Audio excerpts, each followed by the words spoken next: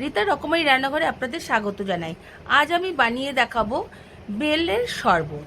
প্রথমে বেলটাকে ফাটিয়ে নিয়ে চামচের সাহায্যে চেঁচে নিয়ে একটা বাটির মধ্যে রাখলাম। তারপর দুধ এবং জল দিয়ে ভালো মতো মিশিয়ে নিয়ে চটকে নেব। চটকে নেওয়ার পর ছিবড়ে এবং দানাগুলোকে ফেলে দেব।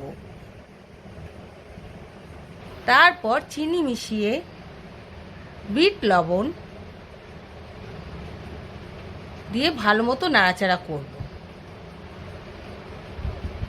তাতে গন্ধরাজযুক্ত লেবু চিপড়ে দেব, দিয়ে একটা চামচের সাহায্যে ঘেটে নেব।